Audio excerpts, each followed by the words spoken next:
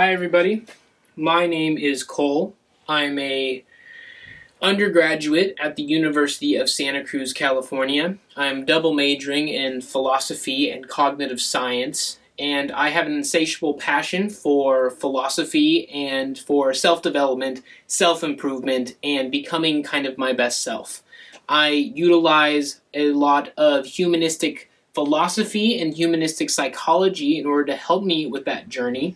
And today I want to talk to you about a practical philosophy that I think would be really good for people and is really good for this idea of self-development. And that idea is called virtue ethics. Virtue ethics is popularized by Aristotle. Let me break it up for you. Ethics is this idea of how our humans ought to live. It's a big branch of philosophy. A lot of people are constantly trying to say what is a good life, how are humans supposed to act, and what is necessarily good and what is necessarily bad for yourself and for humanity as a whole. And then virtue. Virtue can be defined as human excellence. It's basically is action in the most optimal way. It's doing things in the right manner, in the right fashion that is going to benefit not only you, but benefit everybody around you as well. So Aristotle used virtue ethics as a way of living. He said that you can train yourself to be virtuous. You can train yourself to be excellent. And how you do this is by working on your behavior and working on your actions. Basically, it's a habit. Virtue and excellence is a habit, and if you train yourself, if you're mindful of your actions and of your behavior, and you try to do the virtuous things as much as you can, then over time, your character will eventually be virtuous. And to Aristotle, if you are living a virtuous life, then you are in a state of eudaimonia. Eudaimonia is this idea of human flourishing, of really just human excellence, of just killing it in life. So his basic argument goes is, if you train yourself to be virtuous, then you will have a virtuous life. And if you have a virtuous life, then your life will be worthwhile and amazing. So Aristotle, his nephew, I think, Nicomacheus, I think that's his name, wrote a book called Nicomachean Ethics, it's a book written about Aristotle's lectures that he gave, and in this book he outlines 13 of Aristotle's virtues. For example, these virtues are courage, magnanimity. Magnanimity is this idea of believing in oneself. I think patience is another one. It's basically this optimal way of acting, these good characteristics that humans should have. So I'm going to continue on this topic. I'm just going to erase this and put some new stuff up on the board. And we're back. I am going to continue talking about how to achieve this idea of eudaimonia, of how to live an amazing existence and how to flourish through life, and steps in order to do that. I want to talk about steps in how to craft an amazing existence. So, first step I want to talk about is acknowledge that we are always in a state of change. We are constantly developing. Everything that you do today is developing who you are going to be tomorrow.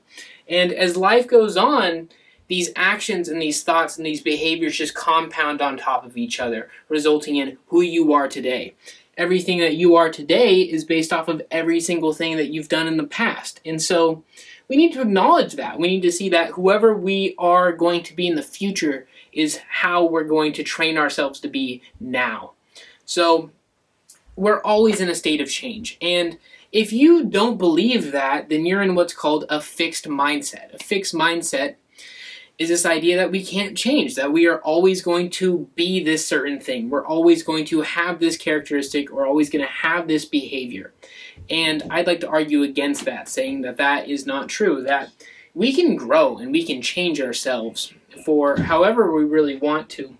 An amazing book I read by an amazing psychologist who does research at the University of Stanford, Dr. Carol Dweck, talks about how awesome a growth mindset is, and how a growth mindset is just an incredible advantage towards success. A growth mindset is acknowledging that you can always change, is acknowledging that you can change yourself to be better, and these characteristics that you maybe don't like aren't permanent, that you can change those things about yourselves if you find a logical and logistical way to do so.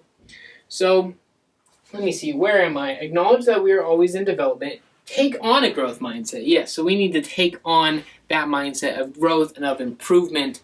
And as we do that, then we can go to step 3, which is work on being better. Be mindful of your behaviors. Be mindful of your actions. This is your actions and your thoughts. This is the basis of cognitive behavioral therapy. Cognitive behavioral therapy is basically analyzing your thoughts, saying, why are you having these thoughts? And then working on them to become better thoughts in the future. It's the same thing with your behavior and with your actions, of being mindful of your behavior and actions and being able to look at them objectively and say, how can I improve my behavior? How can I improve my actions going forward? So you shouldn't expect any big incremental steps, as soon as you develop this. It really is a bunch of small changes every single day. Just being mindful of these issues really help you to troubleshoot them and to be actively looking for opportunities for positive growth and positive change. Another thing I want to talk about that's really hard is perfectionism is impossible. If you've been training yourself in virtue, like I've been training myself for virtue for years now, and I'm all about training myself in excellence and training myself to be the best version that I possibly can, but sadly, perfectionism is impossible. As a human being, we're always going to have flaws. There's no such thing as a perfect, virtuous person.